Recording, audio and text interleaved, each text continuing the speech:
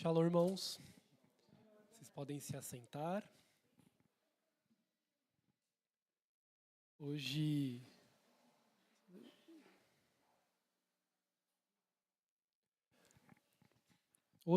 a ministração que eu preparei, na verdade, não é nenhuma grande novidade, né? Uma nova revelação da palavra, não é. Mas é um tema, na verdade, que se relaciona com algumas das pregações que a gente viu nas últimas semanas, né? Então, alguns textos, inclusive, não serão inéditos, textos que já foram utilizados nas últimas semanas, mas eu queria trabalhar um outro aspecto acerca dessas temáticas. Eu vou começar lendo com os irmãos Deuteronômio 6. Então, lá, o 5º livro da Bíblia, do Antigo Testamento, no versículo 6, só para dar um contexto aqui, o que está acontecendo em Deuteronômio. Moisés está no fim da vida. Moisés está ali quase partindo. E aí os estudos mostram, né, que, muito provavelmente, grande parte de Deuteronômio foi escrito ou por Moisés ou por outras pessoas baseados nos discursos de Moisés no final da sua vida. Ao longo, desde Êxodo, passando por Números, né, Levítico principalmente, Deus foi dando diversos mandamentos, diversas ordens, orientações de como o seu povo deveria viver. E no finalzinho da sua vida, Moisés proferiu alguns discursos retomando esses assuntos, porque eles eram muito importantes, né? Muitos dos mandamentos e ensinos Deus deu no início da peregrinação no deserto. Lembrando, então, que o Senhor conduziu Moisés e o seu povo para fora do Egito, e aí eles vaguearam, por conta do pecado, 40 anos no deserto até chegar na Terra Prometida. E por conta do pecado, de idolatria, Deus falou que aquela geração não entraria na sua Terra Prometida. Então, esses 40 anos serviram para que toda aquela geração morresse, com exceção de 2 pessoas, e os filhos dessas pessoas que morreram que entrariam na Terra Prometida. Então, aqueles que pecaram com o pecado de idolatria ali, naquela ocasião das tábuas da lei, essas pessoas, entre outros pecados, né, elas não entrariam na Terra Prometida. Então, Moisés agora estava preocupado em falar as leis, os mandamentos do Senhor para uma geração que não foi a geração que saiu do Egito, né? A geração que não viu todos os milagres de Deus. É claro que uma coluna de fumaça que guiava o povo de dia, coluna de fogo à noite, são milagres bastante visíveis, né? Mas essa geração, 40 anos depois, a geração de novos israelitas que estavam para entrar na Terra Prometida, não viram o Mar Vermelho se abrir, por exemplo. Não viram as pragas no Egito. Com forte mão o Senhor tirou o seu povo do Egito. Eles não viram. Então, eles também não tinham ouvido quando Deus tinha dado os mandamentos e tantas ordenanças ao povo. Então, era necessário que Moisés recapitulasse. E ele estava, eu imagino, né, o sentimento de Moisés, que viu todo mundo pecar e viu a consequência do pecado. Então, eu entendo que ele, como líder daquele povo, ele tinha uma preocupação de que aquele povo continuasse nos caminhos do Senhor. Então, ele estava muito preocupado. A gente tem um gênero literário, em alguns textos bíblicos, que a gente chama de literatura de testamento, que a pessoa que escreveu estava movida de um sentimento de que são as minhas últimas palavras. E o que eu vou dizer? Né? E então aqui Moisés estava recapitulando e enfatizando os principais pontos da lei que Deus tinha dado. E aí, esse texto de Deuteronômio 6, 4 a 6, é conhecido como um dos textos mais centrais, um dos textos mais importantes nessa ênfase que Moisés estava dando na lei. Inclusive, assim como nós cristãos decoramos João 3,16, né? É mandatório, todo mundo tem que saber da ponta da língua. Todo judeu sabe esse texto na ponta da língua, né? E o texto no versículo 4 diz assim: ouça Israel, e aí do hebraico vem chamar Israel, né? Então a ideia aqui é ouça Israel, o chamar, né? O chamado, o mandato, aquilo que deve ser observado pelos judeus. Eles têm esse texto como algo muito importante. Então, ouça Israel, o Senhor, o nosso Deus, é o único Senhor. Ame ao Senhor, o seu Deus, de todo o seu coração, com toda a sua alma e com todas as suas forças. Que todas essas palavras que hoje lhe ordeno estejam em seu coração. Ensine-as com persistência aos seus filhos, fale sobre elas quando estiver sentado em casa e quando andar pelo caminho, quando se deitar e quando se levantar. Amarre-as como sinal nas mãos e prenda-as na testa. Escreva nos batentes das portas das casas e nos seus portões.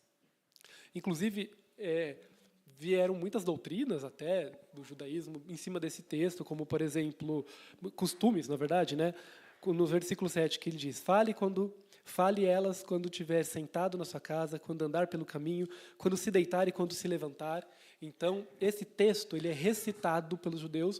Assim que ele acorda, a primeira coisa que sai da sua boca é esse texto.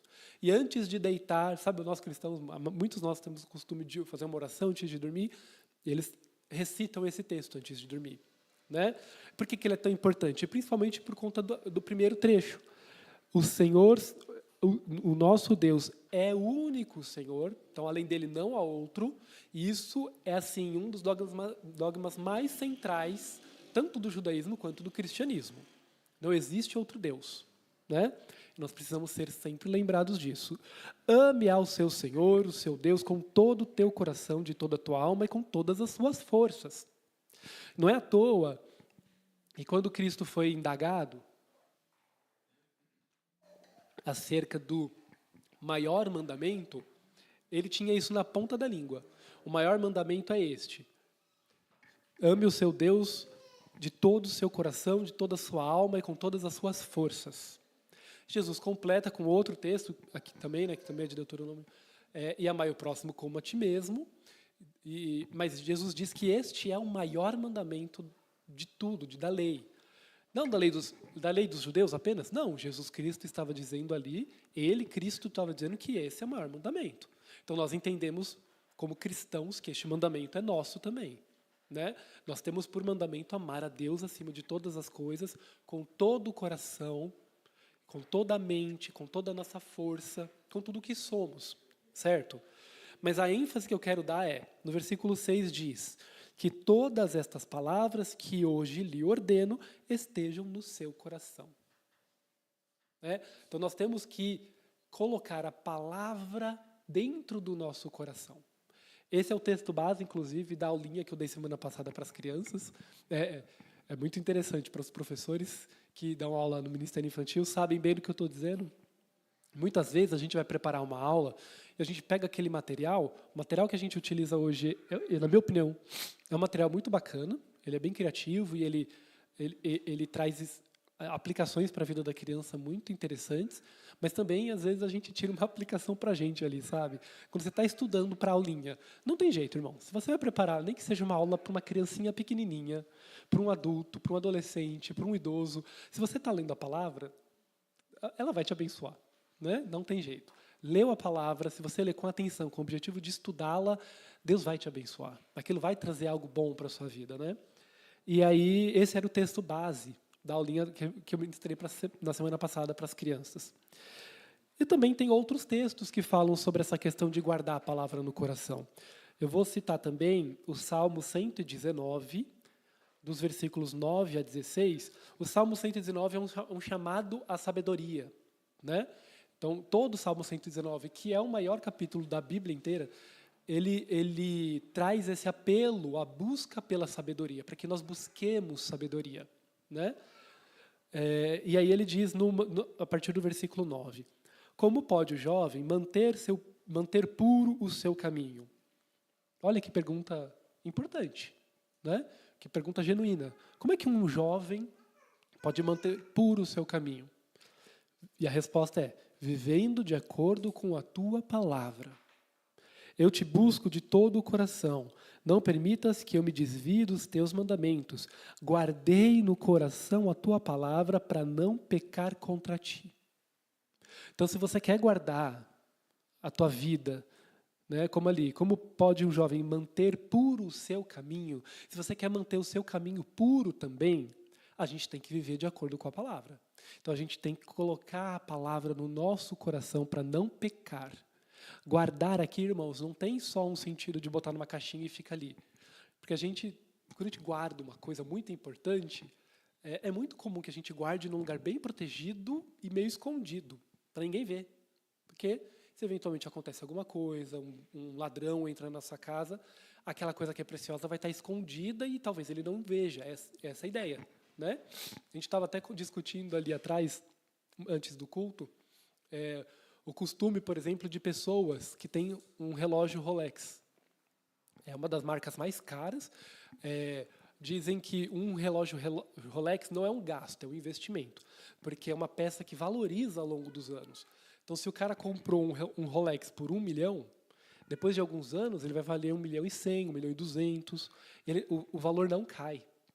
Então, um costume que os suíços têm, na Suíça, a sede da Rolex, um costume que eles têm, quando eles compram um Rolex, eles mandam fazer uma réplica daquele Rolex, do relógio Rolex. E aí eles usam na rua a réplica. O relógio original fica guardado num cofre em casa. Porque ele é tão valioso, que você não pode marcar bobeira, você não pode, em hipótese alguma, arriscar ter ele roubado ou perdido também, ou quebrar, né? Embora eles digam que ele é inquebrável, mas se acontecer algum acidente, você pode danificar aquilo e ele pode perder o seu valor, né? Então, olha que interessante, pessoas milionárias usam relógio réplica, porque eles guardam o seu Rolex em casa para não prejudicá-lo. Como eles guardam? Na caixinha original, num cofre protegido de senha. Ninguém vê a cor daquele Rolex. Nunca. Ele fica guardado, né? Então, quando a gente fala guardar, normalmente vem na nossa cabeça esse sentido de guardar. Onde você guarda os objetos de mais valor, né? Na sua casa. Todo mundo tem o seu lugarzinho que você guarda aquilo que tem um valor ou financeiro ou um valor sentimental grande, né? Você guarda ali, protegido da luz, do vento, para ninguém ver. Mas guardar aqui no coração não tem a ver com guardar para ninguém ver, né? Guardar no coração significa trazer para você, trazer para o teu cotidiano, trazer para o centro das suas emoções, para o centro da sua mente a palavra de Deus. E é justamente o contrário do que a gente guarda normalmente. Porque se você guarda a palavra no coração, o que sair pela sua boca vai sair palavra de Deus, né? Vamos continuar lendo o texto aqui. Então ele fala no 11, guardei no coração a tua palavra para não pecar contra ti. Bendito seja, Senhor, ensina-me os teus estatutos. Com os lábios repito as ordenanças que promulgaste. Alegro-me em seguir os teus testemunhos, como o que regozija com grandes riquezas. Meditarei nos teus preceitos e darei atenção às suas veredas. Tenho prazer nos teus estatutos e não me esqueço da tua palavra. Então esse é o sentido de guardar a palavra. Meditarei nos seus preceitos e darei atenção. Então, se você coloca isso no seu coração, aquilo está ali, nos seus sentimentos, vem à tua mente o tempo todo. Né, gente? Metaforicamente, colocando dentro do teu coração, é isso aqui, é memorizar, é se alegrar. Com os lábios, repito. Então, é você falar os textos que você memorizou, os textos que você guardou no seu coração. E tudo isso vai te trazer bênçãos. Tudo isso vai proteger, vai te manter puro no seu caminho. E a gente não vai se desviar. Amém? E aí, guardem esse texto. Guardem esse texto no seu coração. Guardar no coração a tua palavra para não pecar contra ti. Porque esse é o objetivo dessa ministração de hoje, né? A pastora, 2 semanas atrás, fez uma pregação bem interessante, né, de como não ser passado a perna, digamos, né, de como não cair em armadilhas que o inimigo pode preparar por meio, infelizmente, até mesmo de pessoas que se dizem cristãs. Né? Ela trouxe a questão de que está vindo à tona, mais uma vez, uma onda de escândalos na igreja, principalmente relacionada à questão de abuso, né, das lideranças. E ela enfatizou muito bem de como não cair nesses abusos. A gente tem que saber a palavra, né? A palavra nos protege, guarda o nosso caminho santo e puro. Então isso é importante para nos proteger de coisas externas. Mas a ênfase da palavra que eu trago hoje é nos proteger de influências internas também. Né? Guardei no coração a tua palavra para não pecar contra ti. Então, às vezes, irmãos, as pressões, elas não vão vir de fora. As pressões não vão vir necessariamente de um líder que está, um líder ou do teu chefe no trabalho, ou um influencer que está ali fazendo uma certa influência para que você faça algo errado.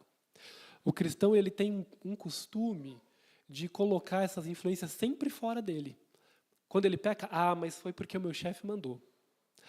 Mas o que o meu marido faz assim, o meu pai fez assim, então eu aprendi assim. Não, porque o líder tal, meu líder espiritual, meu mentor, meu pastor, minha pastora falou que é assim, então é assim que se faz. Né? E aí, a pessoa ela tira a culpa dela e coloca no outro. Isso é muito confortável. Mas deixa eu te contar, fazer isso não vai adiantar nada. Enquanto você está colocando a culpa em outro, você não está olhando para o problema. Você só está preocupado em justificar, em acusar. Mas a pessoa que está fazendo isso, ela não está preocupada em mudar o seu caminho. O primeiro passo para mudar o caminho é entender e admitir que foi você que trilhou esse caminho. Ninguém te obrigou. Foi uma escolha. Você pode até ter sofrido influências, você pode ter sido coagido, você pode ter sido ameaçado, né? Muitas vezes, nós falamos muito sobre a igreja perseguida, sobre como as pessoas são, às vezes, ameaçadas, a sua vida ou a sua família, para que negue a Cristo, para fazer algo que é contrário à palavra. Mas nós temos, nós é que trilhamos o caminho, certo? Ninguém vai obrigar a gente a trilhar um caminho, nem Jesus. Jesus não nos amarra e fala, é aqui que você vai. Você que tem que caminhar. Ele aponta o caminho. Melhor que isso ainda, ele trilhou o caminho para nos dar exemplo. Mas nós também temos que trilhar, certo? Então não adianta colocar a culpa no outro. Foi fulano, foi meu líder. Não. Mas eu não sabia que isso era pecado. Bom, se você não sabia que isso era pecado, mais uma vez o problema é seu. Porque Deus nos deixou a sua palavra para que nós lêssemos e tirássemos dela todos os ensinos necessários. Né? Nós aprendêssemos com os exemplos de grandes pessoas, heróis de fé, para que nós aprendêssemos com os erros, inclusive, para que nós aprendêssemos diretamente com Jesus Cristo, nas suas palavras, nos seus ensinos, nos seus sermões. Deus nos deixou a palavra para isso. Então nós somos indesculpáveis, irmão. Nós somos indesculpáveis. Nós somos culpados pelo pecado que a gente pratica. E a gente peca porque a gente não conhece a palavra. Nós pecamos porque a gente não conhece. A palavra diz que até orar, às vezes, a gente ora errado.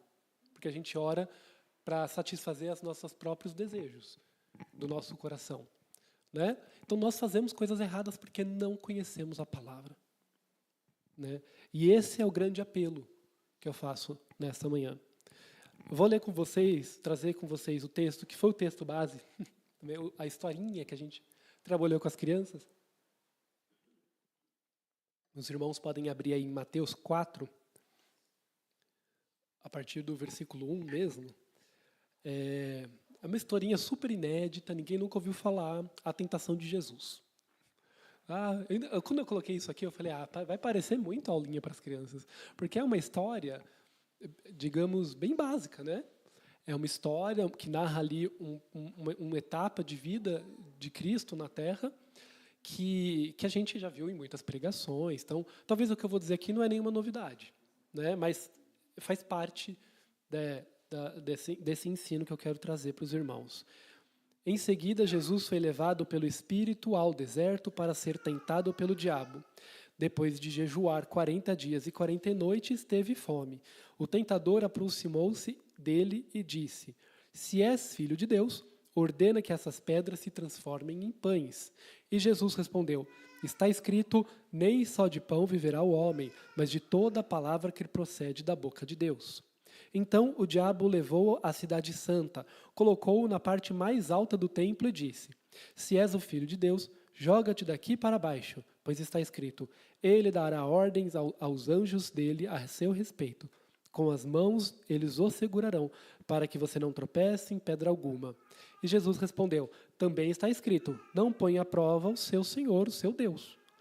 Depois o diabo levou-o para um monte muito alto e mostrou-lhe todos os reinos do mundo e a glória deles. E ele disse, tudo isso te darei, se prostrado me adorares. Então Jesus lhe disse, retira-se, Satanás, pois está escrito, adore ao Senhor, o seu Deus, e só a ele preste culto. Assim o diabo o deixou, e imediatamente os anjos vieram e o serviram. Né?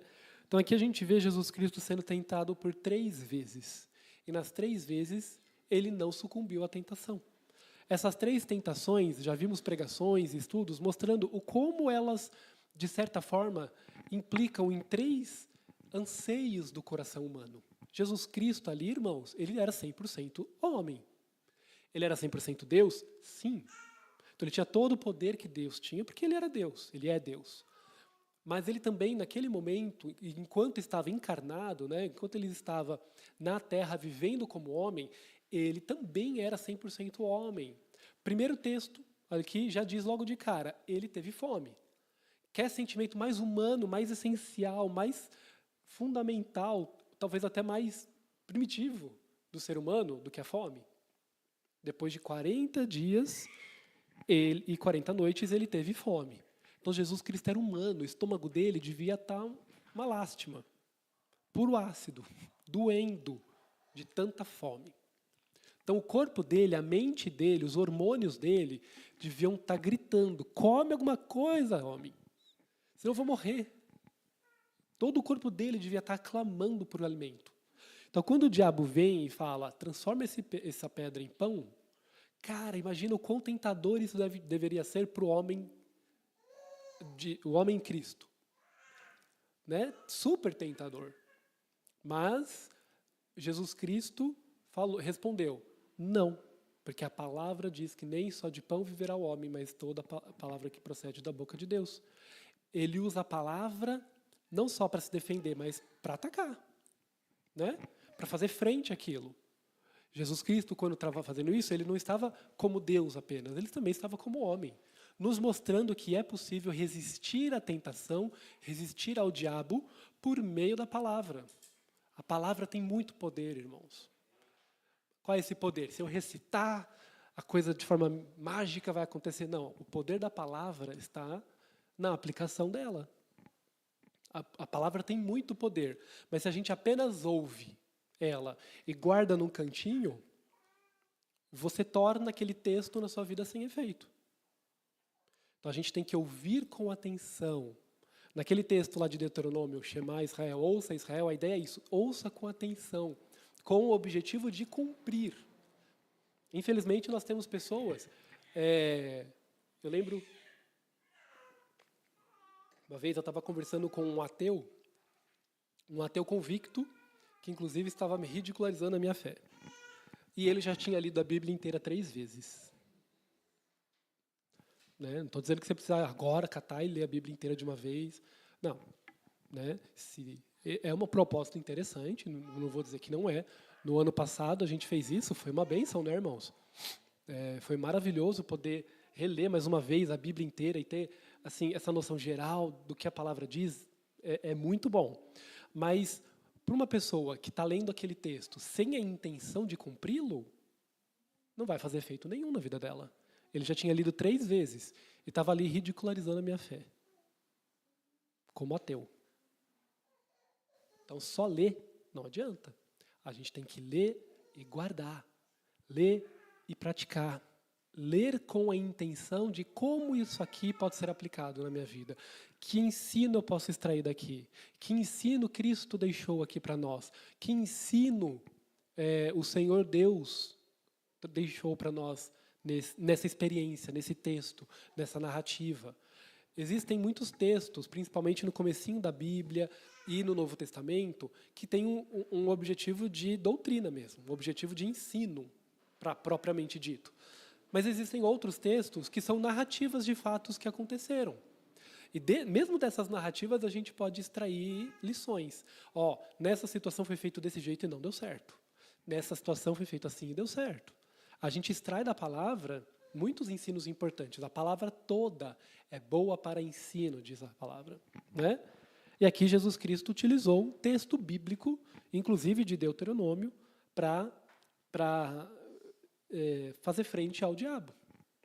E o diabo é muito astuto. O que ele fez? Na sequência, seu Jesus, você está a fim de usar a palavra? Eu conheço a palavra também. Então vamos lá. Levou ele para cima na parte mais alta do templo e disse: joga-te daqui, porque está escrito.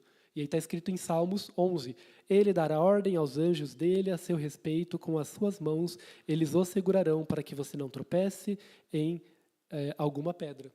Ó como o diabo é astuto. Ele usou a palavra também. Você gosta de usar a palavra, Jesus? Beleza, eu sei a palavra também. E lá está escrito que você pode dar ordem aos anjos. Quero ver. Né? Olha que tentação. O diabo estava tentando pôr à prova a própria palavra. Vamos ver se essa palavra aí, ela se cumpre mesmo. Vamos testar? Se joga aí, vamos ver se os anjos aparecem para te pegar. Ele estava querendo tentar Jesus na palavra. Olha que bicho safado. Sem vergonha. Né? Infelizmente, irmãos, isso também acontece na vida do crente. Não sei se vocês já tiveram a experiência, mas certamente ouviram, pelo menos, alguém usar um texto bíblico para fins contrários à palavra até. Não é? A gente ouve muito, inclusive, essa semana particularmente, vamos ouvir bastante, inclusive, pelos acontecimentos aí nos últimos dias. Não, mas em nome de Jesus fizeram guerras. Em nome desse Deus aí, mataram milhões. Há quem vai justificar que até a escravidão foi feita com base em texto bíblico. É mentira. Mas algumas pessoas, infelizmente, usam textos bíblicos, pedacinhos de texto bíblico, né, fora do seu contexto, para justificar ações ou para influenciar que outras pessoas ajam contrariamente à palavra. Infelizmente. Né? Eu costumo dizer, até mesmo nas aulas que eu dou, que não é que a igreja fez, não é que a palavra orientou muitas coisas. Por exemplo, a Inquisição na Idade Média, né? As cruzadas, matar povos inteiros. E eles falam que a Bíblia mandou, o Novo Testamento mandou. Pega o nazismo, que matava judeus, porque judeus tinham matado Jesus. Então, os judeus é que são os grandes criminosos, né? Sendo que a palavra diz que, porque os judeus rejeitaram, é que a palavra chegou a nós, gentios. Né? Isso fazia parte do plano. Lembrando que nem todo judeu negou. Inclusive, os primeiros cristãos eram judeus. Né? Mas usaram textos fora de contexto para justificar o nazismo, o grande holocausto feito com os judeus na Segunda Guerra. Inclusive, Hitler se dizia muito cristão. Baseou algumas decisões, inclusive dele, em material escrito por Lutero. Então, olha como a má utilização do texto bíblico, fora do seu contexto, fora do seu lugar certo, de forma deturpada, pode gerar mais pecados. E, infelizmente, irmãos, tem muita gente fazendo isso hoje. Por isso é muito importante a gente ter cuidado com aquilo que a gente ouve. A pastora trouxe, na semana retrasada, o texto dos bereanos, né, que enquanto os evangelistas chegaram lá e falavam, os apóstolos, os discípulos lá, estavam falando da palavra, o que eles faziam? Quem lembra? Qual era a prática dos bereanos? Eu acho que eu tenho o texto aqui, eu tirei o texto. Eu tirei o texto porque senão ia aparecer muita pregação da pastora, acho que foi isso. Mas eu falo mesmo assim. Então, qual era o costume? Vocês não lembram, gente? Cadê a palavra guardada no coração? Ninguém? A Nath está com o negócio na ponta da língua. Vai, Nath. Não, ficou com vergonha. A palavra diz que eles examinavam tudo na palavra. Tudo que lhes era dito, eles pegavam. Ah, estou ouvindo. Com a palavra na mão, com os escritos na mão, para conferir se aquilo que ele estava dizendo batia com o que estava na palavra. Se aquele ensino que estava sendo trazido, isso condizia com o que estava escrito. Eles examinavam. Eles não iam acreditar em qualquer coisa, né? Qualquer vento de doutrina que chegasse. Eles examinavam à luz da palavra, para não pecar, para não errar. Então esse é um grande exemplo que a gente tem. A gente tem que ouvir a palavra e conferir, está escrito ali mesmo? Né? E mais do que isso, não só, esse versículo está mesmo na Bíblia, eu vi lá. Tá, mas o que a pessoa está dizendo é o que o texto bíblico está dizendo? Ou essa pessoa pegou um trecho separado e está falando um monte de abobrinha lá? Se a interpretação é correta, como no exemplo que a pastora trouxe também, do pastorzinho lá, que estava adulterando porque ele disse que a palavra mandou. Faltou ali, não foi nem só o conhecimento da palavra, faltou um pouquinho de conhecimento da língua portuguesa. Ele leu lá, pegue uma mulher e adultera. E ele, eita, Deus mandou eu adulterar. Conversou com a mulher dele. Gente, a reportagem, você procura na internet, essa reportagem é muito interessante. Eles falam, e você vê no olho dele que ele estava constrangido por aquilo. Deus que mandou. Eu não queria.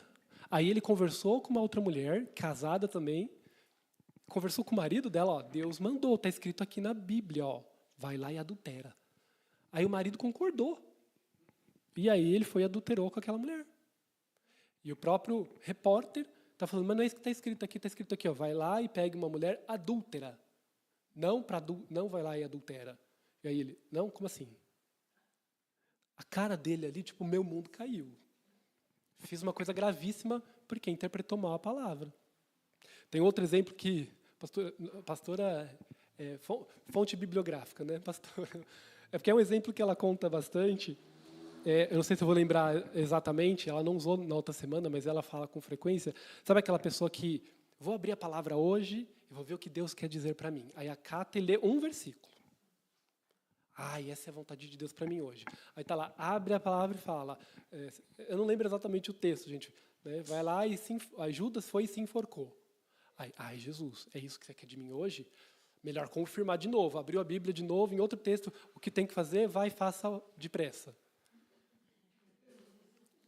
Na cabeça dela, o que pode acontecer? Jesus mandou eu me enforcar, igual o Judas fez, e quer para fazer logo. Aí a pessoa vai e se mata. Será?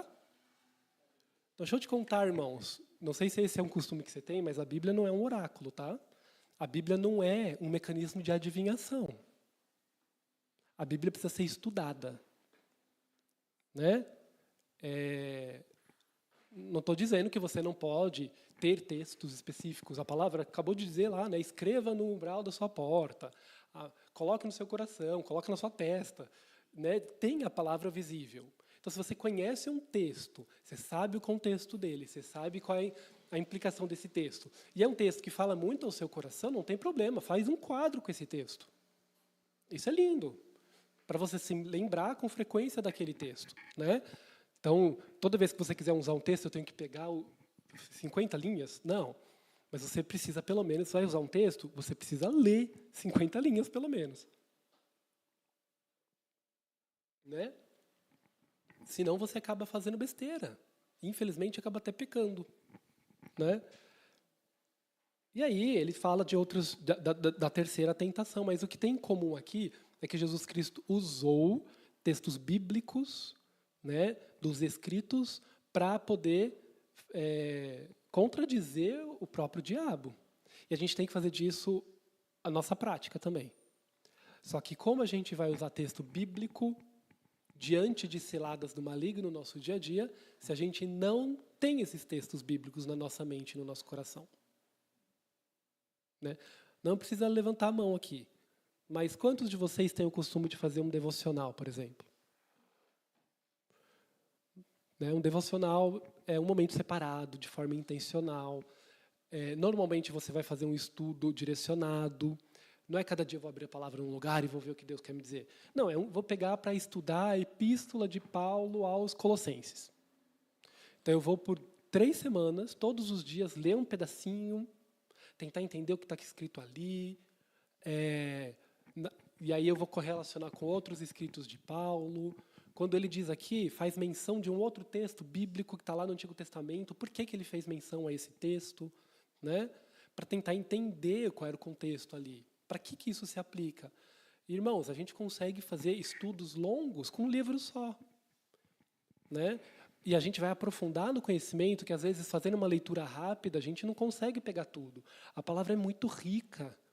Ela tem muito detalhe para a nossa vida. Né? E cada vez que você lê aquele texto, Deus pode te revelar, iluminar novas coisas para te abençoar. Né? Então, não use a palavra como um mecanismo de adivinhação. Inclusive porque, vamos combinar? Normalmente, quando a pessoa faz isso, ela já tem algo no coração. Tanto que a pessoa diz, vou ler a palavra para tentar ver qual que é o que Deus quer da minha vida. Não, estou com uma coisa aqui no meu coração, eu vou ler a palavra para confirmar. Para ver se Deus confirma. Normalmente a pessoa já sabe o que ela quer. Ela só quer um aval. Ela só quer uma permissão para fazer o que já está no coração dela. Mas o coração dela tem o que lá dentro? Né? Tem pecado. Tem muita coisa ruim no nosso coração. Numa parábola que Jesus estava... Após Jesus ter contado uma parábola, em Mateus 15, do versículo 15 a 20, Pedro disse, explique-nos a parábola do que as pessoas não são contaminadas pelo que comem. Ainda não entenderam? Perguntou Jesus. Tudo que come passa pelo estômago e vai para o esgoto.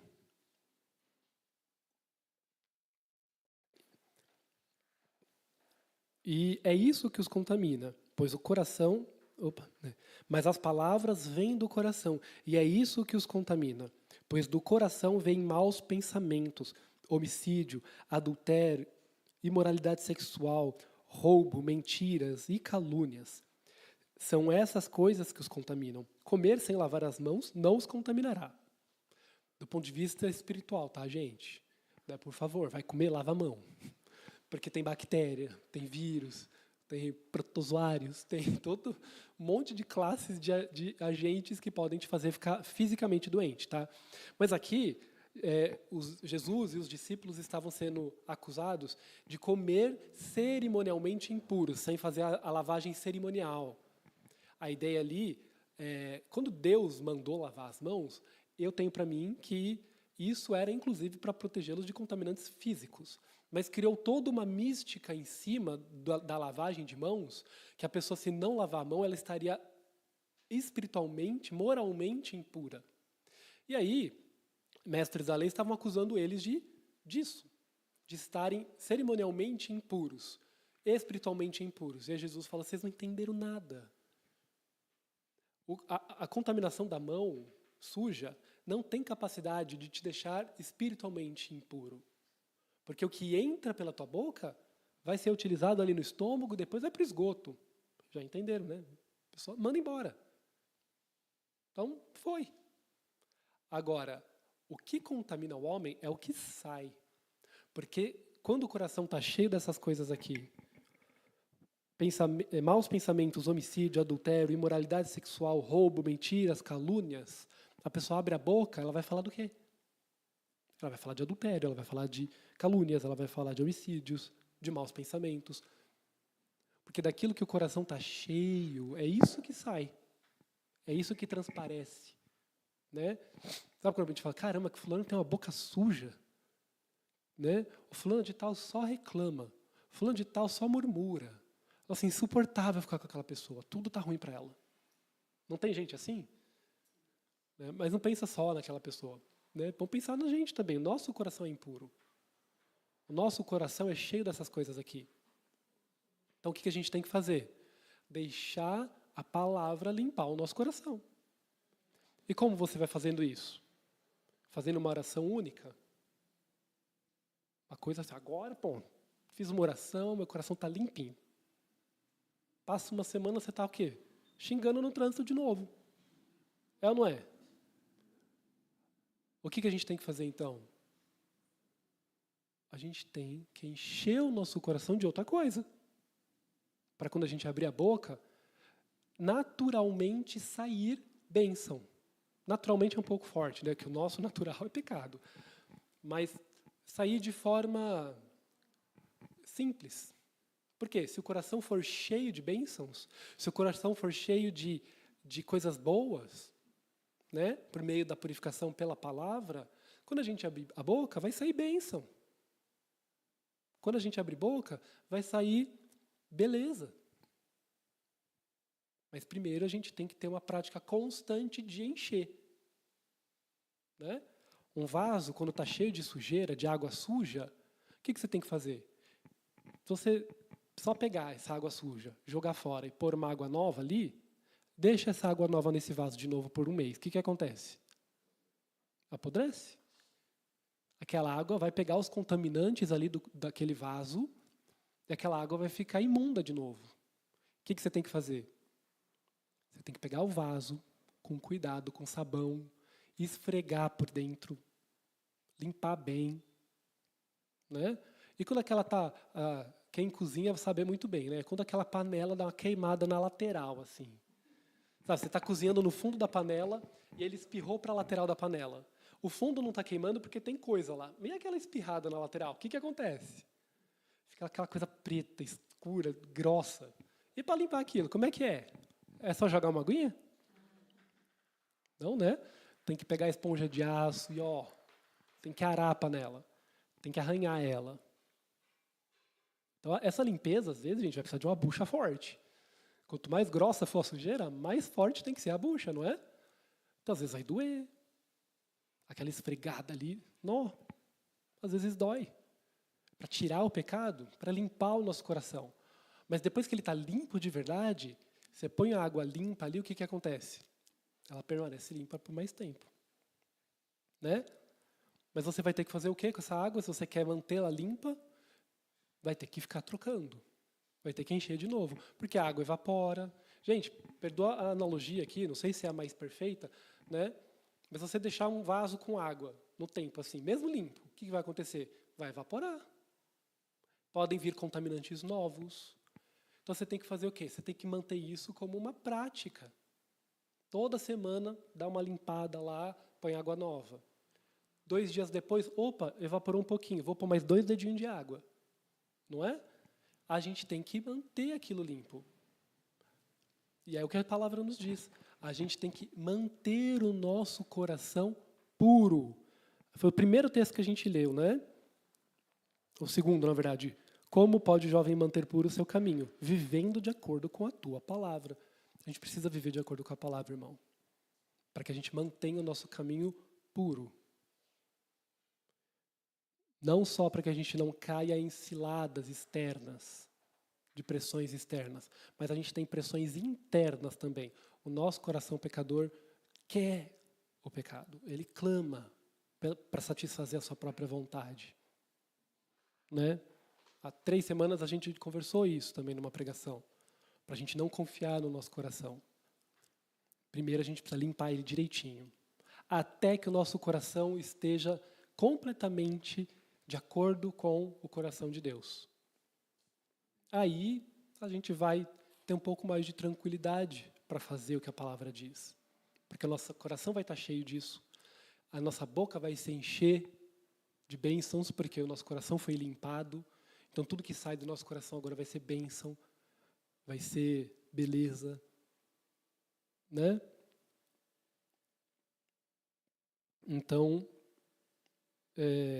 eu traria também um outro exemplo aqui, de uma forma um pouco mais prática, acho que dá tempo. Eu vou ler com vocês 2 João 8. Só o versículo 8. Para quem lembra da escola bíblica, né? Foi inclusive eu que trouxe a aula sobre as epístolas gerais, as cartas que tem lá no Novo Testamento que não são de Paulo. Né? E essa aqui faz parte de um conjunto de 3 epístolas, 1ª, 2ª e 3ª João, que são atribuídos ao apóstolo João. E aí, aqui parece, né, dá a entender, pelos estudos, que ele está se direcionando aí a uma igreja, se direcionando a uma igreja que ele já passou, que ele teve contato e dando orientações. Né? E aí, ele vai conversando ali, né, abrindo um assunto. E aí, chega no versículo 8, ele diz assim: cuidem de vocês mesmos para não perderem as coisas pelas quais trabalhamos, mas recebam plena recompensa. Não lê o resto, é só isso. Né? Cuidem de vocês mesmos para não perderem as coisas pelas quais trabalhamos, mas recebam plena recompensa. Só lendo esse texto, a gente poderia tecnicamente tentar extrair dali um monte de coisa, tentar extrair alguns ensinamentos. Pois bem, eu não vou citar nomes, né, mas tem um autor que escreveu um livro sobre esse assunto. E eu, há umas semanas atrás, começou a circular na internet alguns vídeos fazendo, inclusive de um teólogo que leu o livro e estava apontando uma série de erros. Né? E aí, qual é a ideia? Esse autor, e depois eu peguei o livro, tá, gente? Eu tenho uma assinatura de um aplicativo de livros. Esse livro estava lá, então eu peguei esse livro para ler alguns trechos, até para poder, se alguém ler e for discutir alguma coisa, eu ter como discutir. Eu fui ler para ver o que o cara estava falando mesmo. Não li o livro inteiro, né? Li alguns trechos mais fortes, mais famosos, assim, e que justificavam algumas atitudes em alguns ministérios hoje. Né? E aí, qual é a defesa deste autor? Primeiro ele pega aqui no finalzinho dizendo, mas recebam plena recompensa. Ele fala, se tem plena recompensa é porque tem recompensa parcial.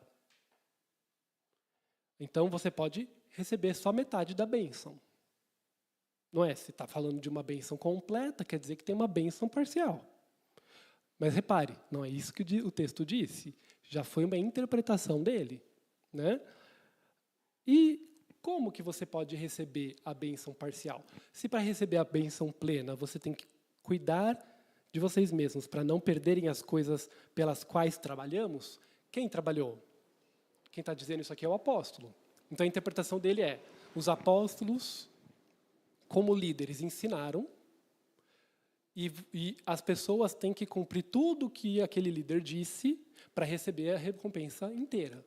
Se ele não corresponder inteiramente ao que o líder está dizendo, ele não recebe bênção inteira, ele recebe só bênção pela metade.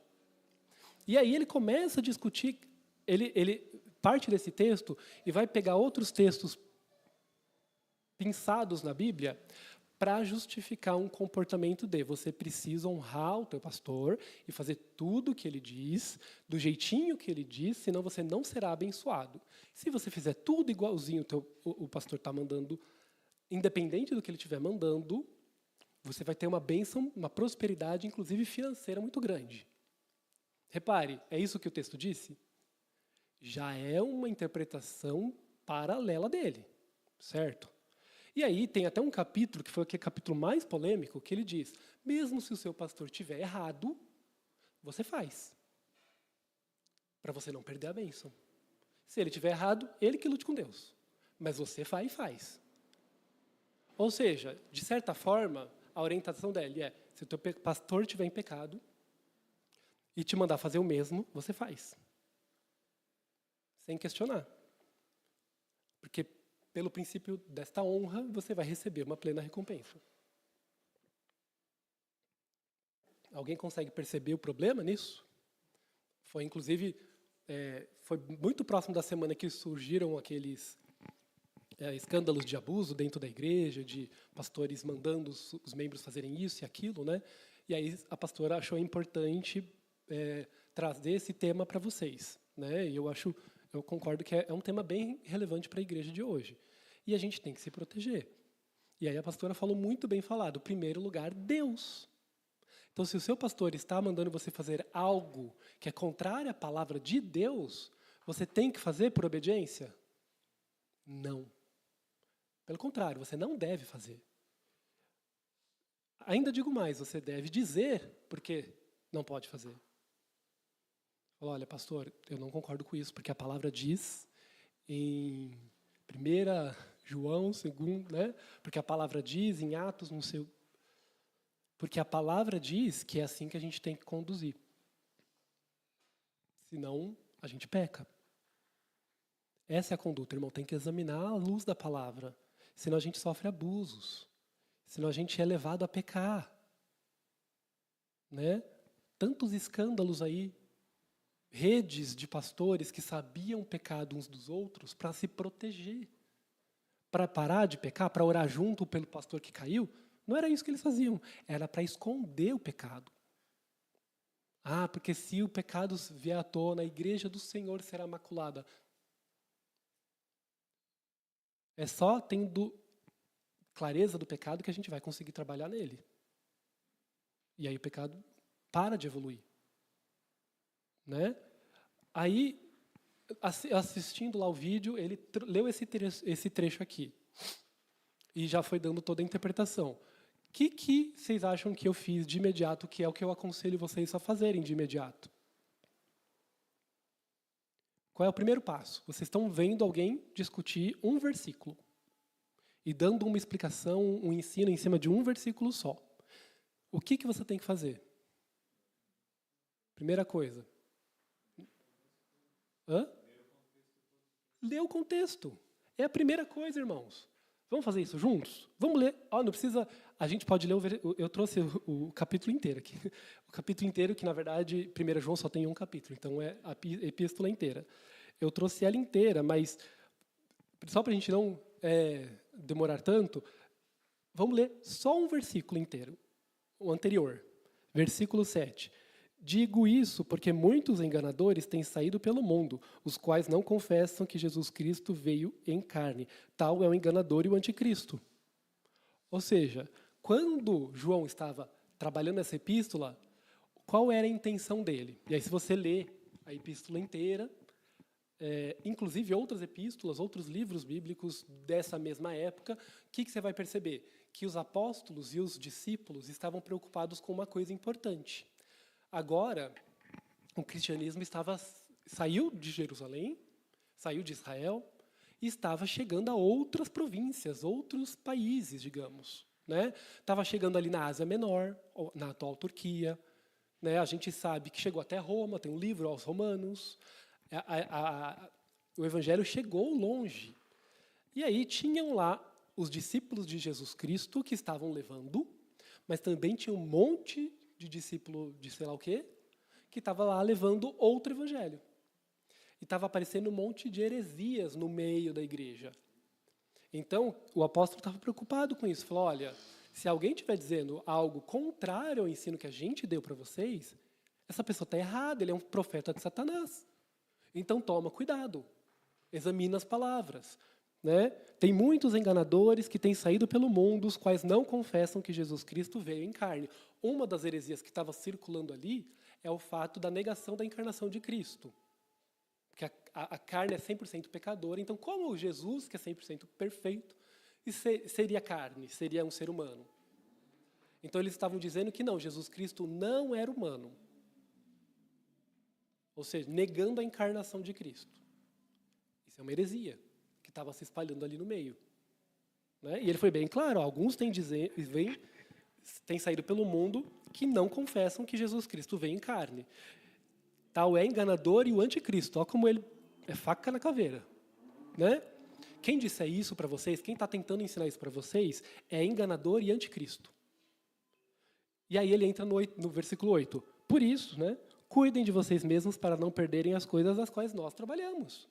Olha, vocês têm recebido ao longo dos anos o evangelho puro. Dos apóstolos que tiveram contato direto com Cristo, com os discípulos que tiveram contato direto com os apóstolos. Essa é a sã doutrina dos apóstolos que nós temos ensinado. Tem gente ensinando o contrário. Cuidado. É isso que o apóstolo estava aqui preocupado. Então, você repara que a interpretação daquele autor, na verdade, foi justamente o contrário da interpretação que o texto traz. O texto trouxe, tem gente aí que está querendo exercer liderança por vocês falando coisa errada. Cuidado. E qual a interpretação que o cara teve? Mesmo que o seu líder estiver errado, você tem que seguir. Como? Como é que ele conseguiu chegar numa interpretação completamente contrária ao que o texto está trazendo?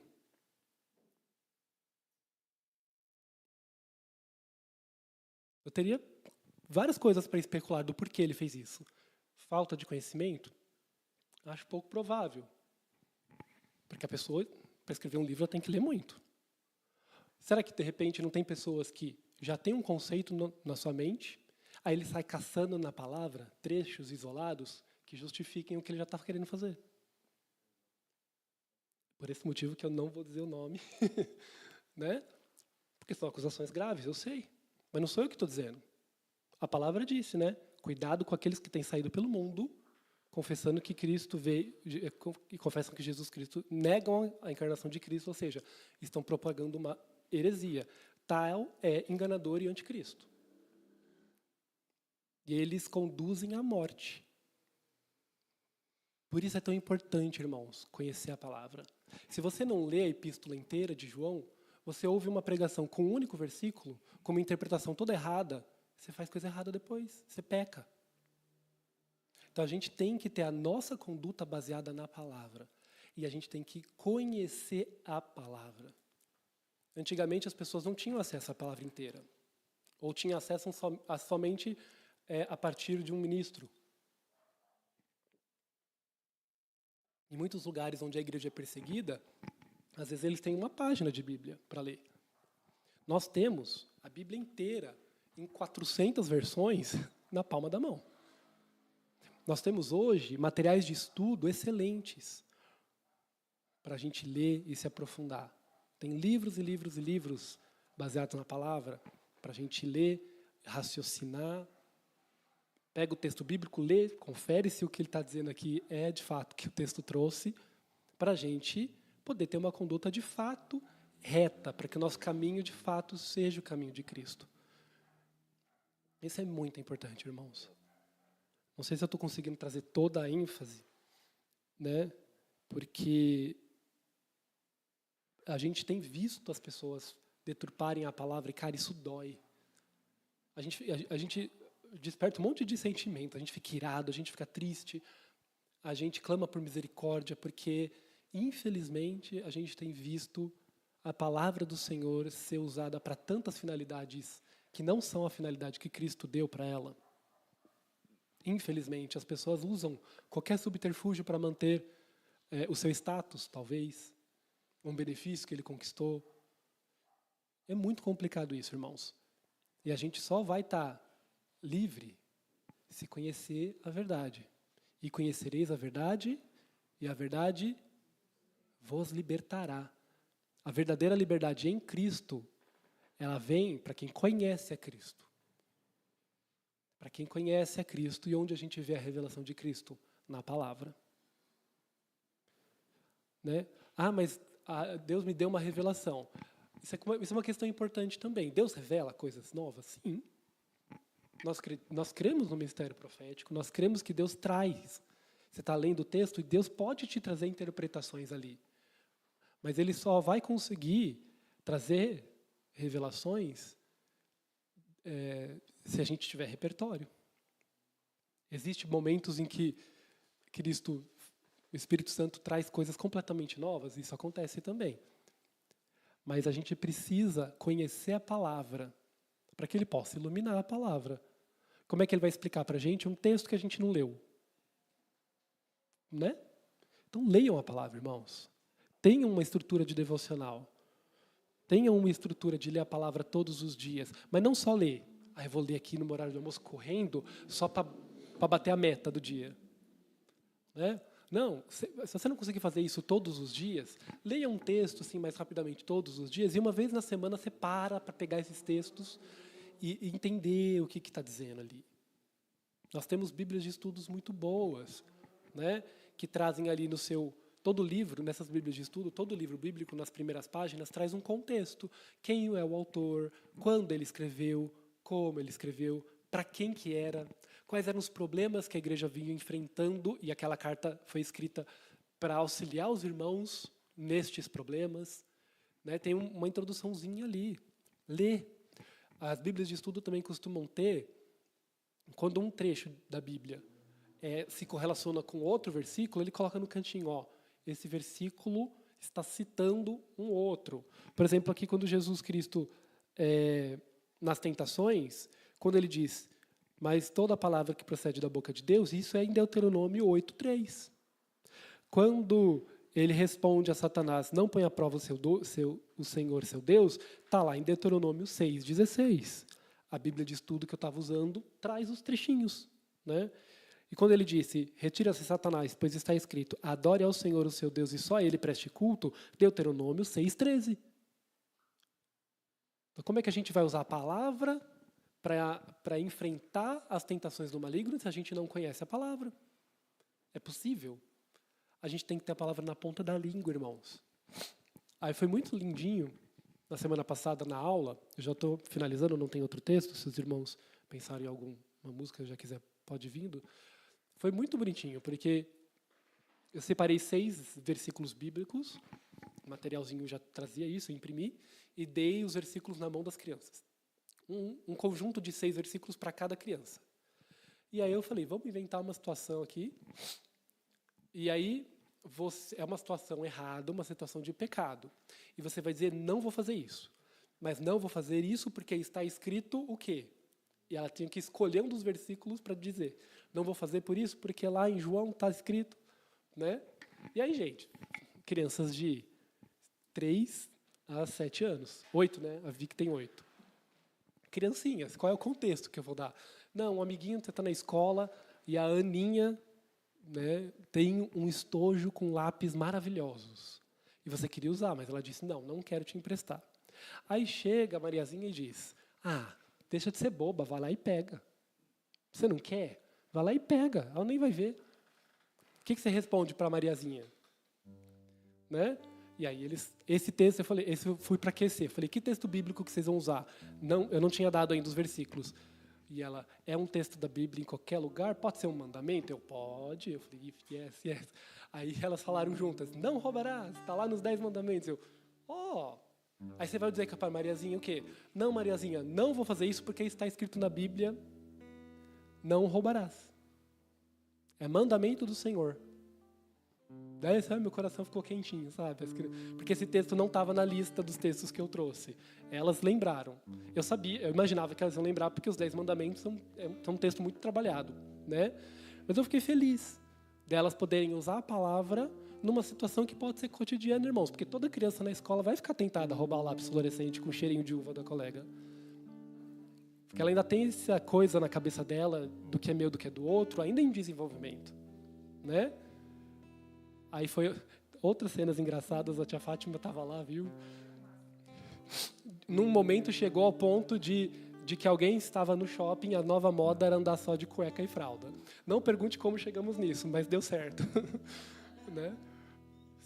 A ideia era dizer, não importa se está na moda, se todo mundo está fazendo, você tem que fazer o quê? Aí tinha um texto bíblico que respondia aquilo. Então foi bem interessante, foi bonitinho ver. Espero que elas consigam fazer isso. Espero que nós também consigamos, amém?